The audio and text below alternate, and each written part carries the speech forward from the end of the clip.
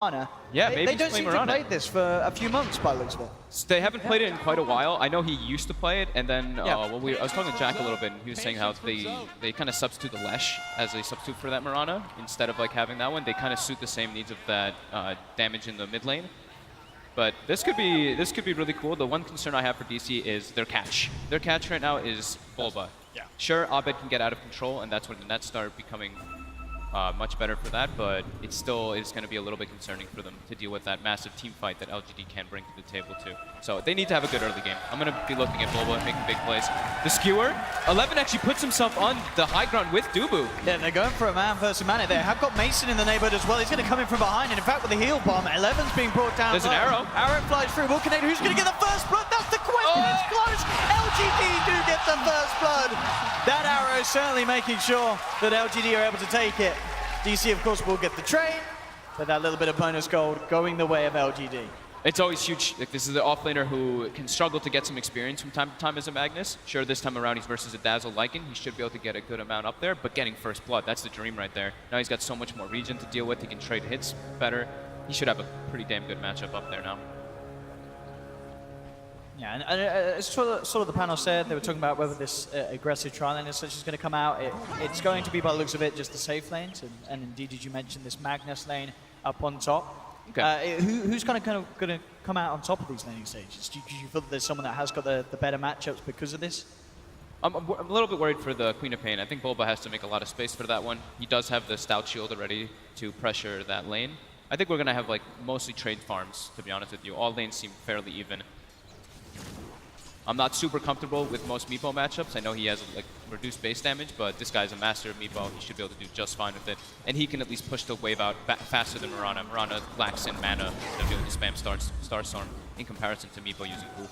Yeah. And I think it's certainly going to be interesting to see how LGD do deal with the Arbed Meepo, because there's no way that you kind of come into this game and you don't expect that Meepo to come through. It's hard to believe that this has kind of sneaked past LGD in the drafting phase. They must have known that there was the chance that this was happening, and you'd expect that they've got some sort of a plan to deal with it. Yeah, the thing is that they did pick the Queen of Pain in the first two. That can be that big deterrent, because we know Abed loves that Queen of Pain, but it's a really smart move. DC putting in the off lane, and now they're going to put the pressure quite hard for this Queen of Pain and Spirit Breaker versus this dual lane. Night Stalker should probably, Victoria on the Night Stalker should probably stay down here just at the beginning to make sure that they don't able to pressure the CK at the start. Because a couple levels, and then the safe lane is fine. Once Ame has 1 or 2 points in the reality rift, they can start to threaten Bulba whenever he steps up.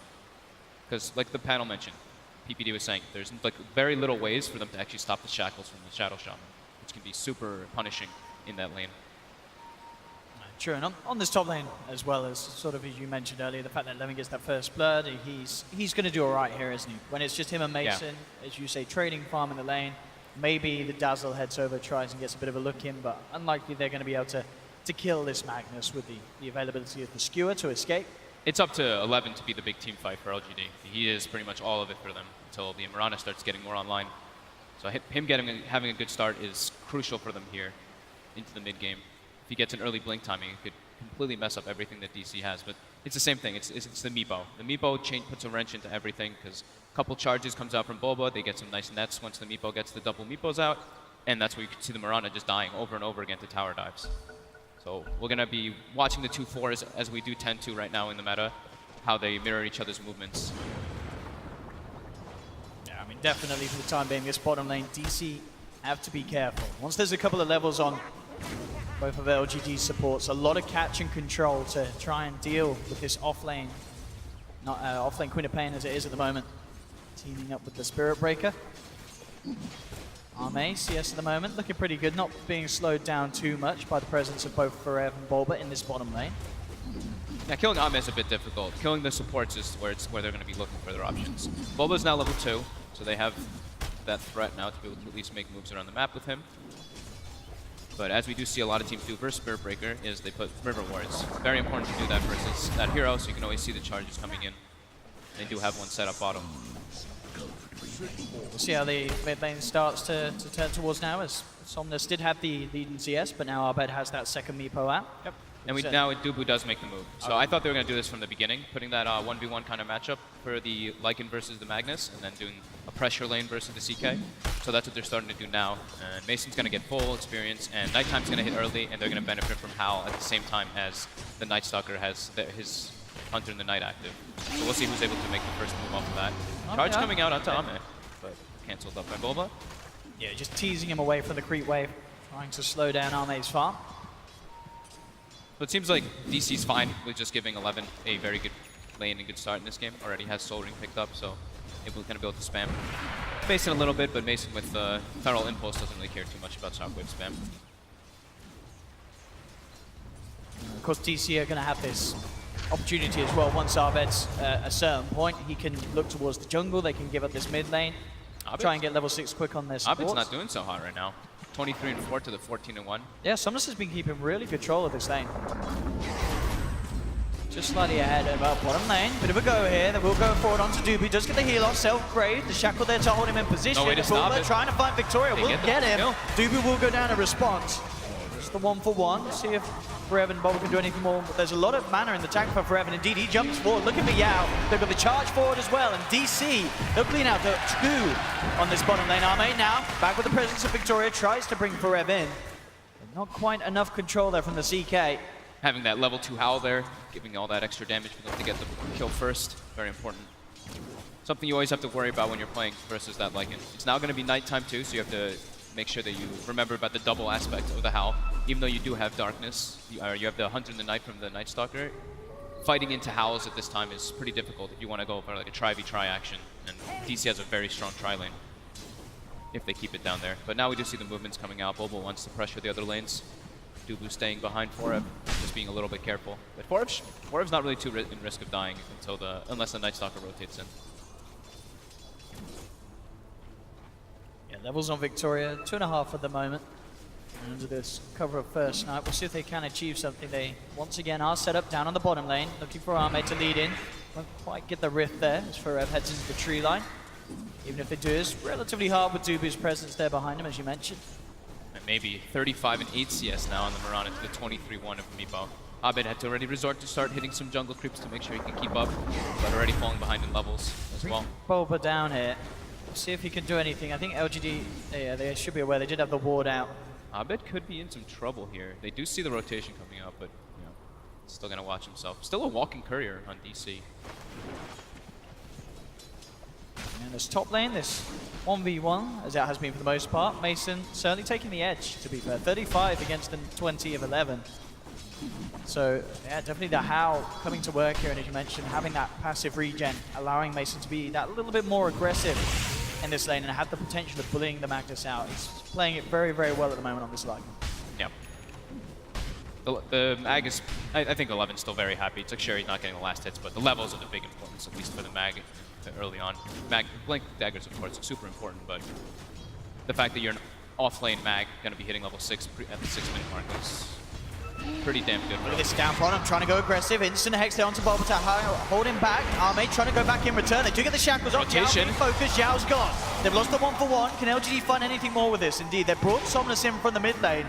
Looking to chase down Bulba. He'll go for the charge. They're trying for the arrow. Oh, nice cancel of the charge there to dodge the arrow. But Bulba still could be in trouble here. We'll see how heavy Somnus wants to come searching for him. And it looks like they're just going to leave it be. So Bulba will be fine for now. This is where Meepo catches up.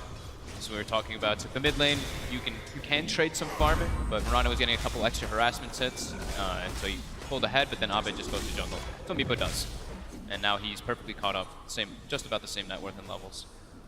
And he should accelerate much faster than the Mirana now at this point. Bottom lane, Arme gets the catch. The three of them do manage to find Forev out alone. Didn't quite have Dubu around with him as Dubu's headed up towards the top lane on the Dazzle.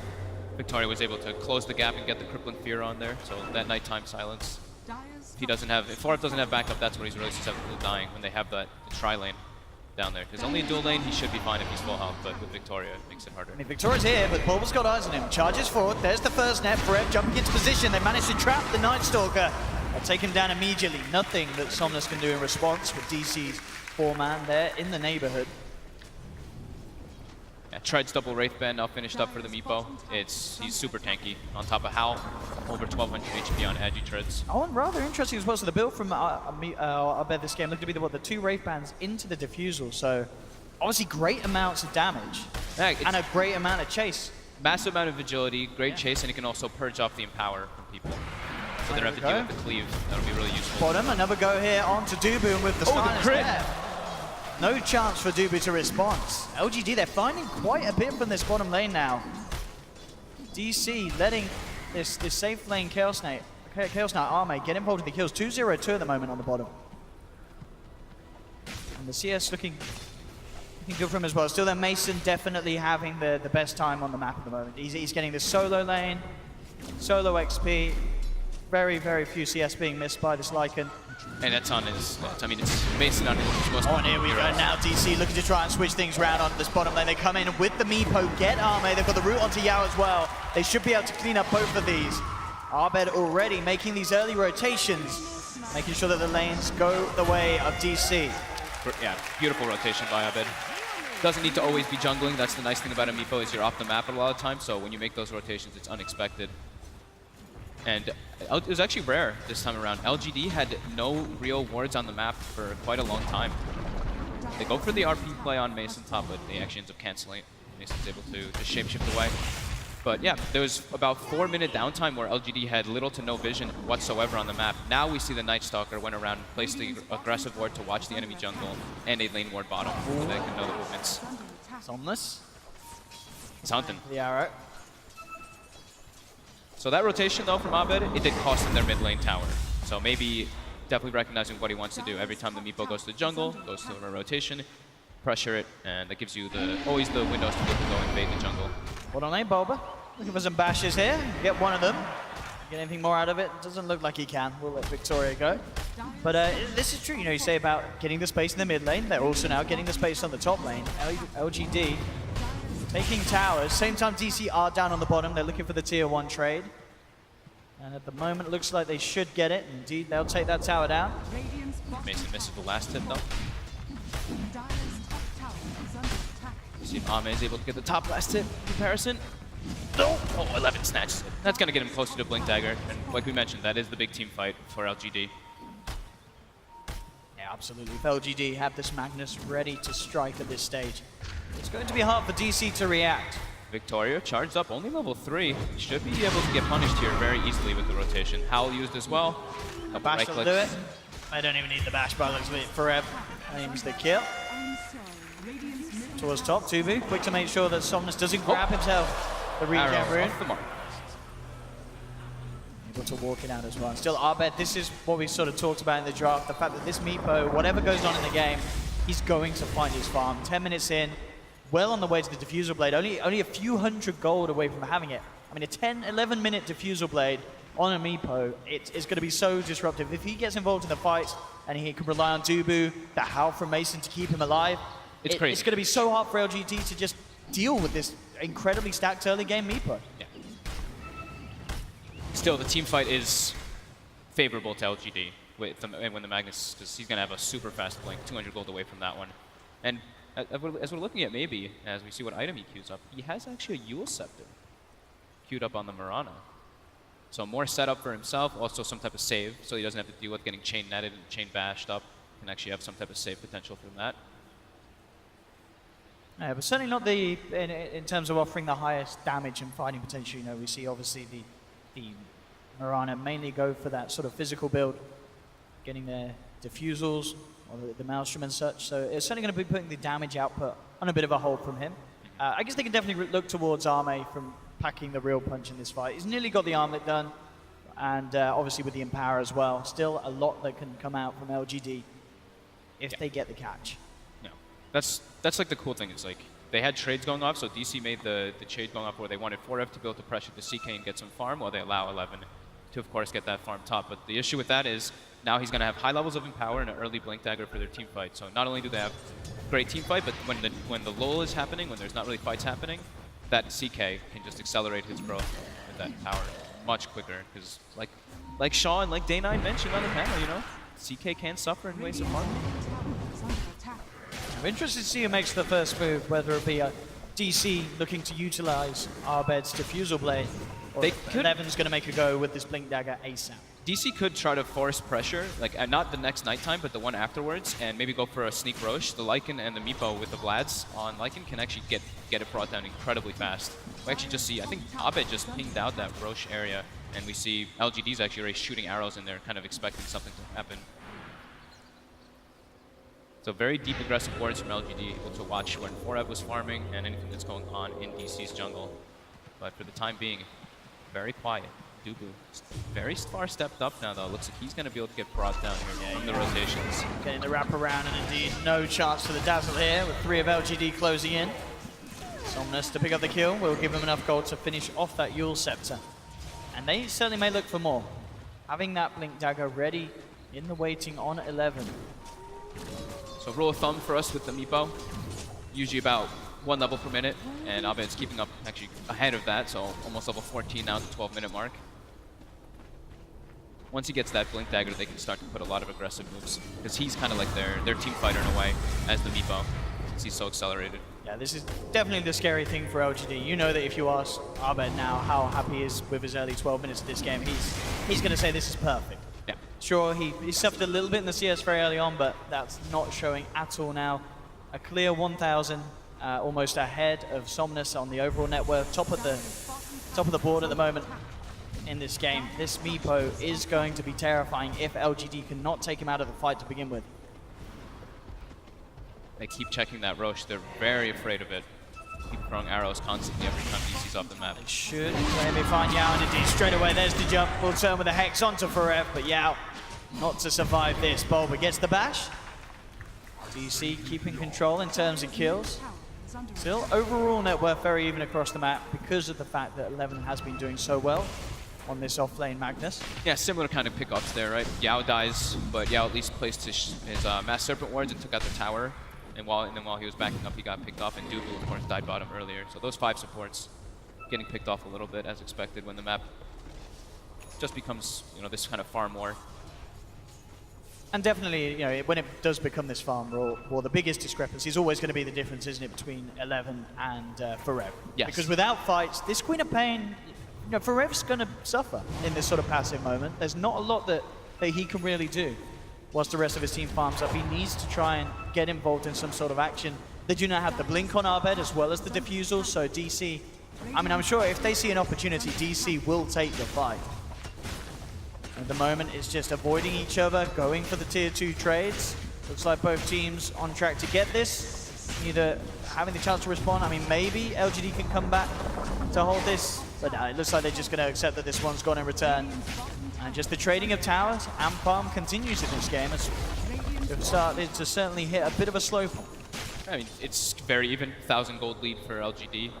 1,000 experience lead for DC. So it's pretty much exactly even at this point. Just, of course, the level discrepancy from the Meepo. That's going to happen.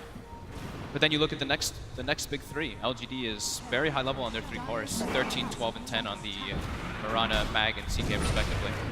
And they actually make their own way into the pit with the CK Reality of Rift minus armor plus the Mass Serpent wards. They have more than enough to bring this down quickly. And DC are heading over slightly, but indeed with the speed that this is going, can they actually contest it? Bulba has the control onto the Night Stalk to the side of it, but LGD, they're going to easily be able to finish this off, grab the Aegis. Now they jump forward, bring in Bulba, take down the Breaker as well as securing that Aegis into the hands of Arme. That's a big problem. They've got the Blink Mag already too. They can start the pressure. I don't even know if they want to though. Don't think they actually feel like they need to go for a straight tower push. They can just force their lanes out and wait for DC to kind of come to them when they have this. They can probably wait a couple minutes till everybody's more healthy, and then they can reset, and when the lanes are better, they can actually make a full frontal siege with that Aegis. And we see on Abed as well, really valuing just the value at the stats on the defusal. I don't think he even used a single charge, but straight away upgrades it to that level 2 to get that very efficient boosted amount of Agi for the price that you're paying. Yeah, pretty surprising to see him upgrade it that early though. Because now if he does use all the charges, he has to buy a whole new one in order to refresh that. So. But yeah, definitely just wanting that straight up sheer agility. There we go again. Bulba, he was ready to go. The rest of his team not quite in position, ready to follow through behind him. Tension's high there in the booth, as we can see. He's got to keep his cool here. 9-7 though. DC definitely not in a bad position at all. Abed, as we continue to say, We're still yet to really see the potential of him in a fight, other than that one gank very early on down bottom. Yeah, we still haven't seen, you know, the RPs or anything. Yeah. A lot of the thing is that Mason's gonna have to put in a lot of work with his wolves. Once he gets that level 12, level 4 wolves, since he's actually, I think he's level 12 and he doesn't have them yet. He went for the second point shapeshift and a couple other points and everything else. He has to be sure to scout them. That's just the important thing in the fights. Because if they don't know where that mag is, the RP can be devastating if they hit the meepo. And worth noting as well, of course, Mason going for the build that we start to see fall a little bit out of favor. You know, recently a lot of Lycans going back for the Necro Rush, but obviously having the Vlad's absolutely perfect when you have this meepo, something that Arbed's going to benefit off. And he's playing versus you know, CK with an Empower. So CK will build BKB, and with the Empower, he can just cleave down the Necro units and not care whatsoever. So wanting to have armor, that's what Mason's focus on this time around. Sure. Armor, armor, armor. Here we go, actually, LGD now with the smoke. But as it is, they've sort of passed DC entirely. DC are actually in LGD's own jungle. Let's see if LGD realize this anytime soon. They don't actually, by the looks of it, have any of their own wards in their own jungle. It's DC having full vision of LGD's half of the map there. LGD will simply reveal themselves, start to push down mid. The question is if Digital Chaos themselves can now get in a bit of a wraparound and catch LGD from behind. They're starting to move over, but it will be scanned out by LGD. LGD aware of this movement from Digital Chaos. Now they turn back towards them. Arrow straight away onto the Dazzle. Dubu does get the Grave off. We'll see what the rest of DC want to do. It looks like they will just accept the loss of the Dazzle and back away, not wanting to take this fight. Arbed gets a bit of pressure down on the bottom lane, does force LGD back. Instantly poofs back to join the rest of his team. It's just a Dazzle down. In fact, still in the neighborhood, we may see more action happen. 11, he's going to get charged towards Yao as well by Bulba, who goes for a quick charge by. Looks to walk it up, but yeah, 11, he's going to be ready to punish this one. Jumps forward, skewers back the Space Cow. And Bulba there, maybe just creating space, trying to make sure that LGD didn't therefore jump in on any of the bigger members of Digital Chaos. They've got view of Mason too with the Yule Scepter, more catch. That's going to pay off massively if they get the kill, and indeed with the stun connection, there's no escape there for Mason. That Yule's pick up indeed from Somnus, maybe being the perfect item there for the catch. Starting to get pretty concerned for DC. They have this super far meepo, so we can still give them that, of course, but the other two cores are starting to fall heavily far behind. Forev hasn't been given the chance to actually use Sonic Wave, so Queen of Pain can flash farm, of course, with her abilities, but ideally you want to be fighting as an offlane Queen of Pain. That's where you get your gold, that's where you get your momentum swing. So it's meepo and then 3 big cores of LGD, and like we said, LGD has the team fight. Yeah, and they're ready to go high ground. We'll see what DC can do to stop this. The Serpent wards are out, 5 seconds and Mason's back in. How do you enter into this fight as Digital Chaos? They have to be so careful with 11 keeping himself in the back lines, ready to blink in with an RP for the counter initiate. Man, DC does not really have good D-push. The only thing they really have How do they is stop this? Miname is just going to bring them in, ready to fight. Dubu has to grave himself 11. Shadow Blade up on the side. They do have vision upon him. Bulba charges in, gets the done down for him. With the They've got 11. Oh, the RP! Comes out! The Starstorm as well! LGD absolutely destroying Digital Chaos. There's no buyback either. Abed actually bought the Eagle Song. I mean, if they realize this, they could maybe even go for a finish. No, a whole minute without that meepo. They're going to heal up. They're unlikely to know. They're unlikely to know, and they will back off.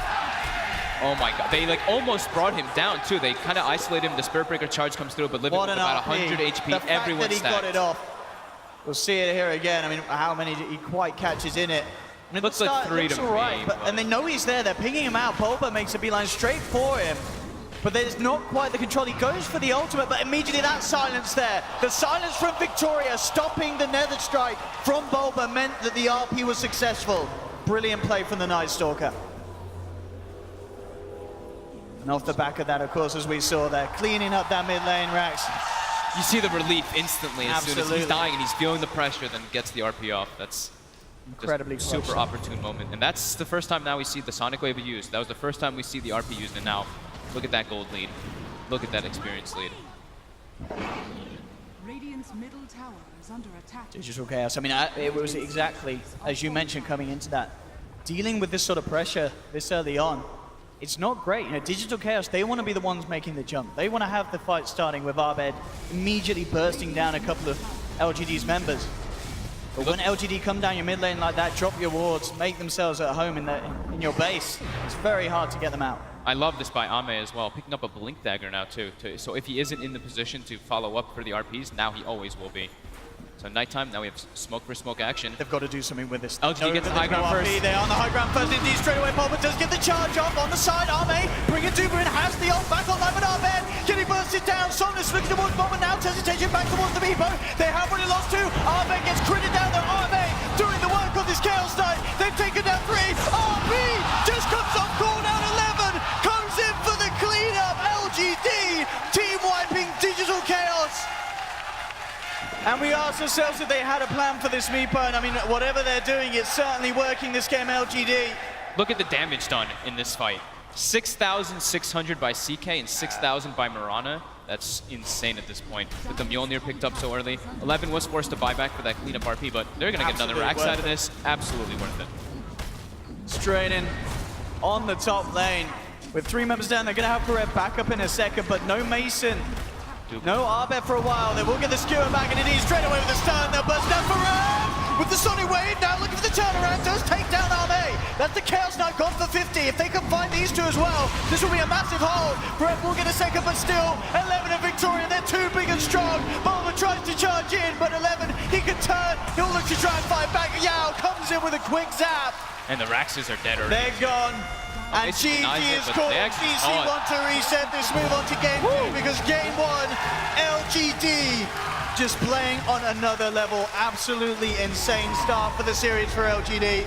They didn't really let DC do what they wanted to do with their lineup, is get that Roche, have the Aegis, and take fights around the RP with Amiibo with Aegis. And they just didn't allow that to happen. They were just kind of farming around, always checking to make sure that Roche, and then they all kind of